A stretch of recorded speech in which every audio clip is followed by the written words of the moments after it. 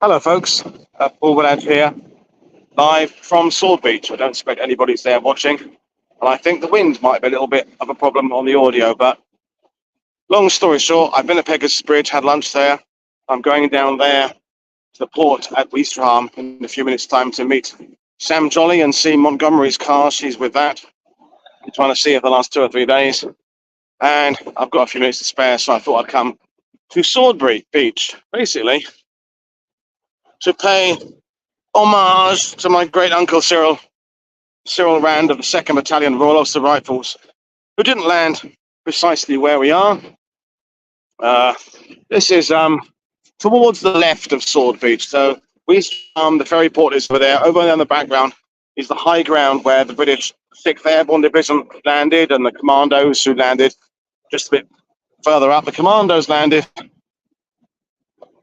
just along where there's some flags, but you can see that up there, so about 400 yards of me. Or some of them did, number 4 commando. Then they and 3 and 6 commandos made their way inland over Pegasus Bridge to link up with the 6th Airborne Division over on that high ground over there and secure the eastern flank of the D-Day beaches. It's high tide right now. My great uncle, Le Havre, is over there on that. I don't suppose you can see that, the quality. On the far horizon is Le Havre. England is about 85 miles that direction. High tide now. You see that Sword Beach is a big curved shape, so it goes around to about the end of that. By the time you get to the end of that curve, that kind of becomes Juno Beach. There's a sort of slight gap between Sword and Juno in terms of the landing sectors, but they butt up in terms of the definition of the sectors. There was no seawall here, so my great uncle landed about halfway around that curve, so about there. Not first wave, a bit later in the morning. And as you can imagine, it's been a little bit busy here this week. I saw on the French news yesterday, they think there's 2 million people, extra people, in Normandy this week. In an average year, we get 2 million tourists a year. So we've got the yearly amount in 1 week, and it has just been absolutely insanely busy in both a kind of a good way. Hi, Nikki. Just noticed who's watching. Niels is watching. Foxtrot Romeo. So I expect the sound is a bit poor here. I haven't, just on my phone, haven't got any wind blocking mic, at least not with me. But because my great uncle is basically the reason I do everything I do, I felt it would be nice to at least pause here, albeit not quite where he was, to just acknowledge that what he did is basically why I do what I do now. And so it's all his fault. And Cyril died about 10 years ago. He's my dad's uncle. And perhaps rather unsurprisingly, there's no one here at Sword Beach. Well, I say no one. There's considerably fewer people here than there are at places like Pegasus Bridge and Satterbury Beach down in Washington. You see here, there's very few cars on here. There's a ceremony going to be happening down there. I believe there's all gendarmes there. The French commandos, probably later today. There's all people there looking like they're getting ready to a band do something. And Sword Beach, the issue with Sword Beach as a historian is it doesn't get disconnected, if you like, from the seizing of Caen.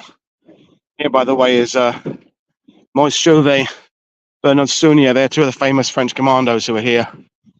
Maurice died, I don't know, about 10 years ago. Saunier, I don't know when he died. Not sure there's anything on the back. Yeah, a couple more here. Jean Morel, René Rosset, Francis Guznek. And this is kind of French commando area here. So I was saying, Sword Beach, American historians particularly, it's all, the British didn't get to Caen. And that's another debate for another day. And we have talked about I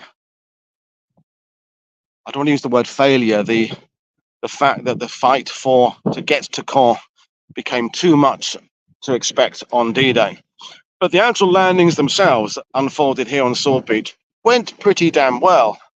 The Sherman DD tanks mostly were there, where they were doing what they were supposed to. Funnies were there. Hobart's Funnies, the tanks there. The Beach Masters did what they were supposed to do. Of course, there was losses in the first wave. South Lancs, East Yorks. Commandos lost some getting off the beaches, of course. Engineers, others. But it wasn't as bad as it could have been. I can just hear pipes playing in the background. I don't expect you'll be able to hear that. It's very far away. And yeah, my great uncle, if he was here now, he would be quite annoyed that Sword Beach landings were always labelled with, well, they didn't get the call, so therefore there's this stain of failure hanging over it. And it's a really successful landing. And as I've said repeatedly, it is the most defended beach of the 5, Sword. I'm pretty certain if you add up all the concrete installations, the Tobruks, the casemates, the gun batteries inland, Daimler, Morris, Hillman, which is command position, and the fact that 21st Panzer are only really a few miles down the road,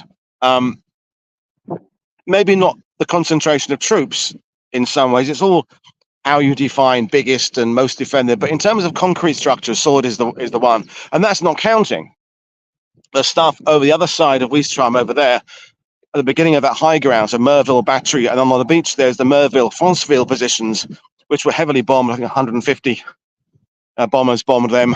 I forget, it was the day before D-Day or the morning of D-Day. I'm a little bit tired, got back from the pub, 2 o'clock. Well, back about 1:30, went to bed about 2 o'clock. So that gunfire over there that fires on Sword Beach, if you add that in, Sword is considerably the most defended beach. And as a proud grand-nephew of a Sword Beach veteran, this kind of idea, oh, Sword didn't work, Sword didn't get the car, gets on my tits. Car is, 10 miles inland. To have got there and expected to hold car, and it was a big ask. So Sword Beach wasn't a failure. Sword Beach was a contested but successfully assaulted beach. If you are watching this, there's actually 35 of you or something now, 69 of you watching. What are you doing? Just sitting there around waiting for me to pop up on YouTube. But if you haven't read it yet, in fact, I haven't read it, I have it.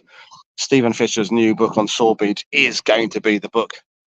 To compare to all the others favorably, it's going to be the one we consider, well, that's the one, that's the best, until someone comes along in 20 years time and does something else. Well, I haven't yet seen Stephen Fisher this week. I don't think I will. Maybe not. I've been bumping into people left, right and center, as you can imagine, which is cool, meeting up with friends. So yeah, that's Sword Beach. I'm not here near any of the actual fortifications, but Cod, one of the particular strong points on Sword, was lots of bunkers. And Sword, this area of Sword, as I label it, so we're coming between Weistram and Colville-sur-Mer, Hermanville, Luc-sur-Mer, Langrune-sur-Mer down there. This was, back way before World War II, a tourist location. This is where people came to do what they're doing now, have a cafe and or an ice cream by the beach, do a bit of sunbathing, and not that we're near any right. Well, this one kind of, these timber-fronted buildings are very much the style of what was being put here in the early 20th century, and bigger ones, sort of accommodation, guest houses, and they had all the timber frame construction because they were trying to make themselves look attractive, so that if you were, I don't know, a rail worker in Paris and you saw a line drawing on one of these manors on the beach, you'd think, oh, that looks really cool. It's better than our apartment in Paris, and you'd be tempted to come here for the weekend and spend some cash in the cafes and restaurants. And so this is like there is in England, like Bournemouth, Blackpool, Acton-on-Sea, in America, perhaps kind of Atlantic City, that kind of beach resort. People go there to chill out. And I had a couple of discussions this week with people who, why do people come, and the usual, why do they come and sunbathe on the beach? Is it okay to have a few beers in a cafe there? Well, my opinion is absolutely yes. How on earth can we expect the people of Normandy and other liberated countries to just leave these places as sterile, silent locations where you're not allowed to have any fun? That's for the cemeteries. That's what the cemeteries are there for.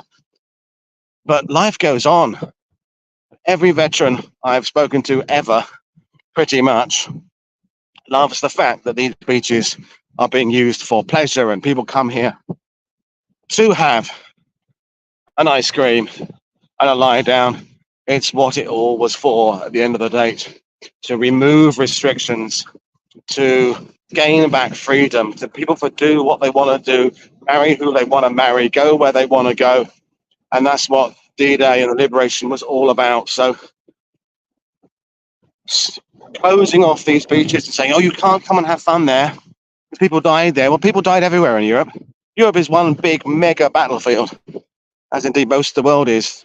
People died in fields everywhere in France and Belgium and Netherlands and Norway and Denmark and Germany. And what do you do? Make everywhere a battlefield? Preserve? You can't have a party there. People died there. People die in hotels, in hotel rooms. But that doesn't mean weddings can't happen in a hotel. It's just life goes on. Life is about the future. Life is about progressing, living up to the ideals of the people who want and fought for freedom. God dear, I'm getting a bit weird now. But I'm going to go now because I'm going to head back into Wistreham, park up and meet Sam and see General Montgomery's car, hopefully. And yeah, so thanks for being with me. I can't answer your questions because I've got my sunglasses on, which means I haven't got my glasses on, which means I can't read what you're saying. I can vaguely see names.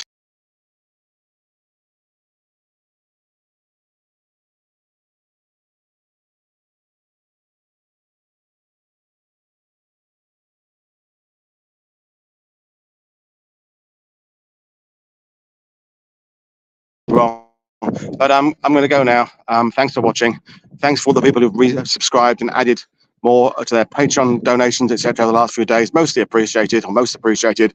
But this is Paul Woodadge for WW2TV saying enjoy the rest of your June the 7th. Thanks.